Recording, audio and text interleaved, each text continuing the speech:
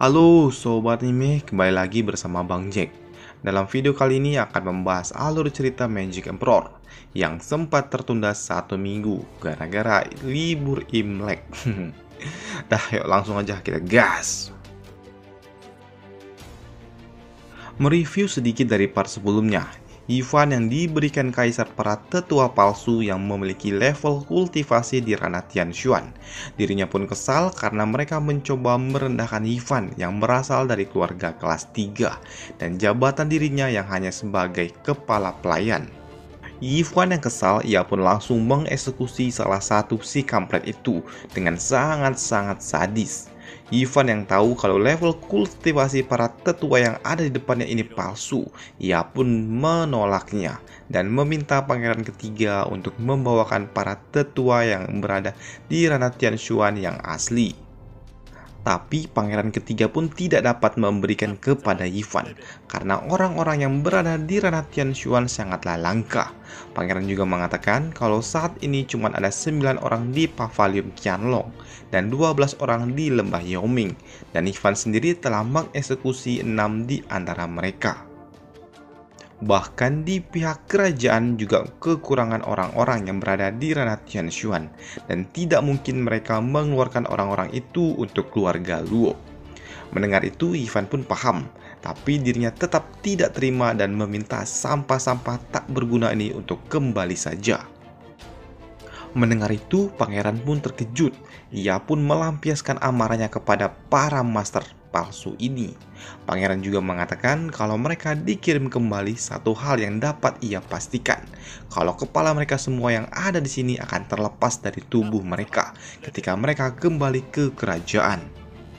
Di sana, Ivan pun menambahkan kalau orang-orang ini pasti akan memohon ampun selama pangeran berada di sini, dan begitu pangeran kembali, mereka pasti akan berulah dan menghina Ivan. Mendengar itu, pangeran pun paham tentang maksud dari Ivan ini.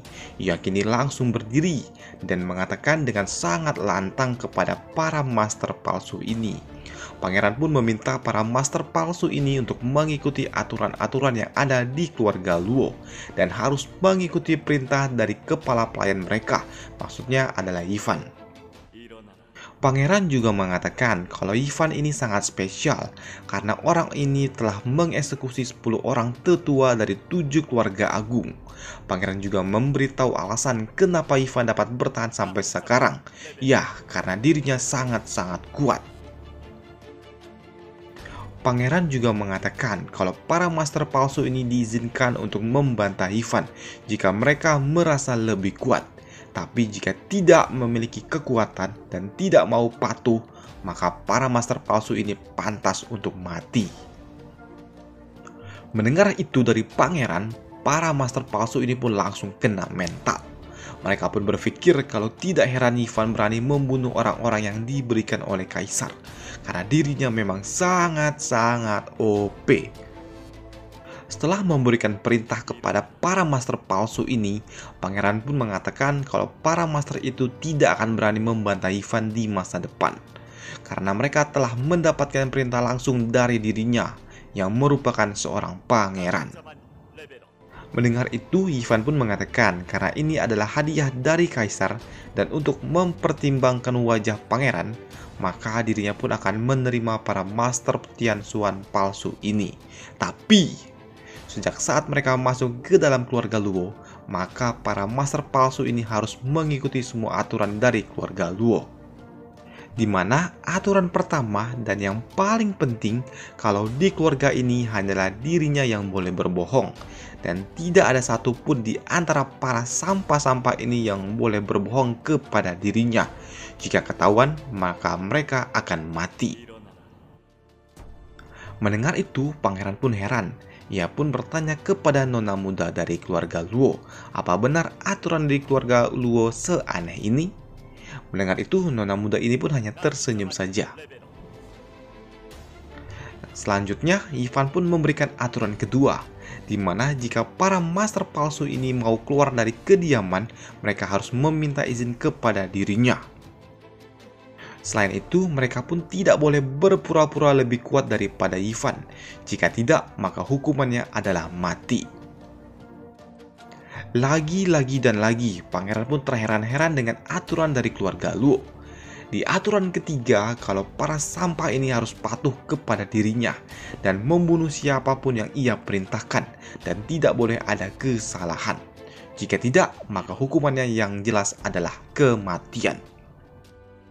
Mendengar aturan dari keluarga Luo tentu saja membuat mereka sangat tercengang. Sebenarnya aturan yang diberikan oleh Ivan ini memiliki suatu makna yang tersirat di dalamnya, di mana di dua aturan pertama hanyalah suatu candaan untuk menurunkan kewaspadaan mereka. Dan jika benar mereka orang-orang yang diberikan oleh kaisar, maka perintah kaisar adalah untuk mengikuti semua aturan dari keluarga Luo. Dalam arti lain, mereka secara tidak sadar akan menentang perintah yang diberikan oleh kaisar kepada mereka jika memang ada suatu perintah yang tersirat. Kini Ivan pun memanggil salah satu tetua dari keluarga Luo, yaitu tetua Huo. Seketika Pak Tua botak ini pun tiba. Ivan pun meminta Pak Tua ini untuk membawa mereka semua bersama dirinya. Ivan pun juga memberikan suatu kode keras kepada Pak Tua ini. Ia mengatakan untuk memastikan kalau mereka mengambil itu. Itu yang ditegaskan oleh Ivan, apakah pil ulat sutradara atau apa? Cukup menarik karena memang tidak dijelaskan. Setelah para master-master palsu ini pergi, kini pangeran pun bertanya dan mengatakan kalau aturan di keluarga Luo ini memang sangat-sangat aneh. Dengan senyum tipis, Ivan pun mengatakan tanpa dua aturan pertama, maka tidak ada aturan ketiga. Memang ada suatu makna tertentu memang. Sekarang pangeran pun merasa kalau dirinya sedikit lega, karena dirinya telah menjalankan satu dari dua perintah kaisar. Kini dirinya pun menyampaikan dekret dari kaisar. Mendengar dekret dari kaisar membuat nona muda ini pun refleks untuk berlutut. Melihat nona muda ini berlutut dan Ivan santuy-santuy saja membuat pangeran pun heran. Dengan posisi yang santuy, Ivan pun meminta pangeran untuk menyampaikan apa yang dikatakan oleh kaisar. Pangeran yang melihat sikap Ivan santuy-santuy, ia pun heran. Ia pun berbisik kepada Ivan, dirinya akan kehilangan kepala jika berita ini tersebar. Tapi Ivan pun meminta pangeran untuk santuy saja, karena tidak ada orang lain di sekitaran sini. Bahkan Tuan Feng yang ada di sana pun tidak masalah dengan hal itu. Kini Ivan pun sedikit penasaran dengan apa yang diminta oleh kerajaan kepada dirinya. Melihat Ivan yang santuy-santuy dan tidak peduli membuatnya pun sangat bingung. Ia pun bertanya kepada gurunya apakah memang ini suatu masalah atau bagaimana. Tapi gurunya pun malah tertawa kecil. Ia pun meminta pangeran untuk melanjutkan saja. Kini nona muda Luo pun duduk di samping Ivan. Ivan pun yang melihat itu, ia pun mengatakan seharusnya nona muda ini tidak bersikap sembrono. Si gadis cantik ini pun mengatakan kalau dirinya melihat Ivan tidak berlutut untuk mendengarkan dekret kaisar, dan kenapa dirinya harus berlutut juga. Mendengar itu, Ivan pun tertawa lepas yang membuat pangeran sangat-sangat keheranan. Pangeran pun sangat heran kenapa ada keluarga yang aneh seperti ini dan menganggap kalau dekret kaisar bukanlah suatu masalah atau bukan apa-apa. Di dalam hati, Ivan pun berkata kalau ambisinya untuk membuat keluarga Luo menjadi keluarga nomor satu di dunia, dan buat apa dirinya harus takluk di hadapan gulungan kecil yang diberikan oleh kaisar. Lagi dan lagi, pangeran yang melihat Ivan, ia pun hanya heran dengan keadaan keluarga Luo yang sangat-sangat aneh. Dirinya pun hanya dapat menghela nafas. Kini pangeran pun mengatakan apa tujuan utama dirinya datang ke tempat ini. Tujuan utamanya adalah untuk menyampaikan perintah kaisar, yang mana kaisar pun meminta Ivan untuk mengikuti pertarungan 100 aliran yang akan memberikan suatu pukulan keras untuk mewakili keluarga kekaisaran. Melihat Ivan dan nona muda ini bingung, pangeran pun senang. Dirinya pun merasa kalau saat ini dirinya lebih unggul daripada Ivan soal pengetahuan. Dengan songong, pangeran pun mengatakan kalau pertarungan ini diadakan 100 tahun sekali, dan mereka yang berpartisipasi adalah orang-orang elit dari kekaisaran Tianyu. Dan dengan songong juga, pangeran pun mengatakan kalau keluarga Luo hanyalah keluarga kelas 3, jadi wajar saja jika mereka tidak mengetahui hal ini. Untuk membalas perkataan pangeran, Ivan pun mengatakan kenapa kaisar mengundang keluarga kelas 3 seperti keluarga mereka untuk mengikuti partisipasi pertandingan itu. Ivan juga meminta agar pangeran melapor kembali ke kaisar bahwa dirinya merasa tidak memenuhi syarat untuk mengikuti turnamen itu setelah mendengar yang dikatakan oleh pangeran. Mendengar itu, pangeran pun panik. Ia mengatakan kalau dirinya menyampaikan hal itu, maka dirinya pasti akan dipukuli oleh ayahnya sampai dirinya mati. Ia yang panik, ia pun mencoba membujuk Ivan untuk tetap mengikuti pertandingan itu dan tidak menolaknya. Di sini Ivan pun hanya bercanda, ia hanya ingin membalas kesongkongan pangeran ini saja, mengingat dirinya juga sudah menganggap pangeran sebagai saudaranya juga.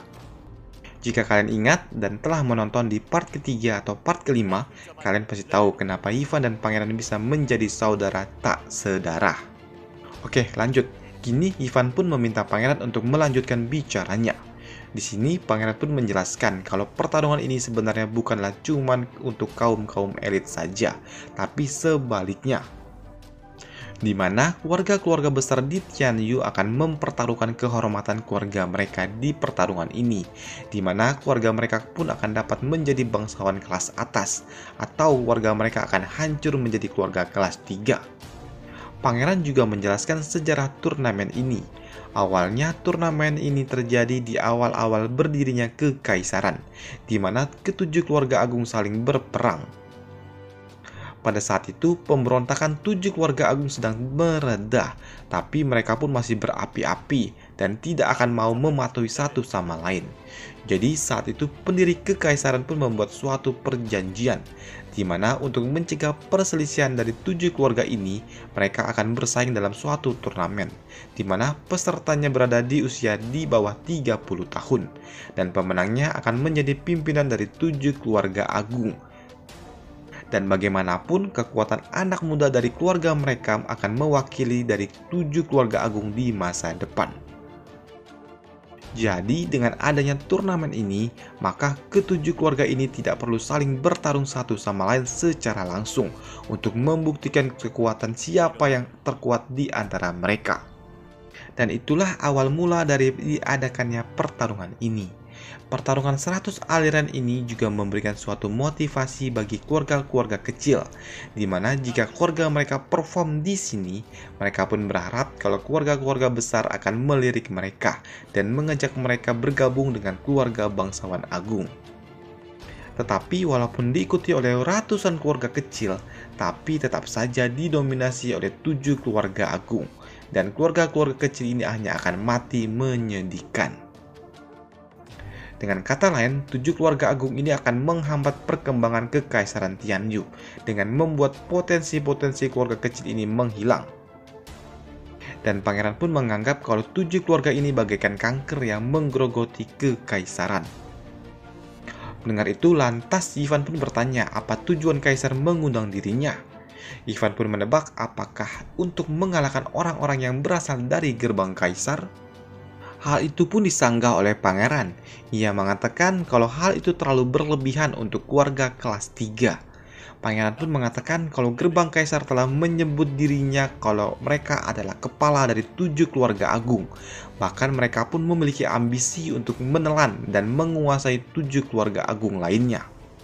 Hal itu pun terjadi karena gerbang kaisar tidak pernah kalah dalam turnamen ini sejak ribuan tahun silam. Jadi kaisar pun meminta agar Ivan ikut campur dari sisi lain yang membuat suatu masalah untuk gerbang kaisar, yang membuat 7 keluarga agung lainnya dapat memenangkan turnamen ini. Dan hal itu pasti akan membuat suatu pukulan telak yang mencoreng wajah kehormatan dari gerbang kaisar. Mendengar itu, Ivan pun mengatakan apa kaisar cuma ingin membuat dirinya mengacau saja? Apakah itu tidak berlebihan? Maksudnya, apakah kaisar meremehkan dirinya? Apakah kaisar menganggap Ivan tidak mampu memenangkan turnamen itu? Mendengar itu, pangeran pun tidak menyanggahnya. Ia mengatakan kalau mereka memang tahu kekuatan Ivan, tapi Ivan pun tidak boleh meremehkan kekuatan musuhnya. Bahkan membuat suatu masalah kecil saja bukanlah suatu hal yang sangat mudah. Kini pangeran pun memberikan suatu gulungan kertas. di mana di dalam kertas itu pun tertulis peringkat-peringkat dari 7 keluarga agung di turnamen sebelumnya, yaitu 100 tahun lalu. Di peringkat terakhir ada Menara Huan Yu, di mana saat itu dipimpin oleh Chu Biju, yaitu si nenek seksi ini. Walaupun si nenek ini cukup kuat, tapi timnya pun cukup lemah. Jadi dirinya pun harus solo carry yang membuat dirinya tidak tampil maksimal, yang membuat dirinya menjadi peringkat terakhir dalam turnamen itu. Di peringkat ke-6 ada keluarga Lin yang berasal dari hutan Herpy. Di peringkat ke-5 berasal dari Mansion Jianho. Di peringkat ke-4 ada keluarga dari Pavilion Qianlong. Di peringkat ke-3 ada Lembah Yaoming. Di peringkat kedua ada Istana Raja Obat. Dan peringkat pertama adalah Gerbang Kaisar. Di sini Yifan pun menyadari sesuatu, kalau semua sekutu miliknya berada di peringkat bawah, sedangkan 3 teratas diisi oleh para bawahan dari Gerbang Kaisar. Melihat Yifan menghela napas, pangeran pun mengatakan kalau kekuatan mereka sudah jauh berkurang sejak bertarung dengan Yifan, karena Yifan telah mengeksekusi beberapa tetua dari keluarga mereka.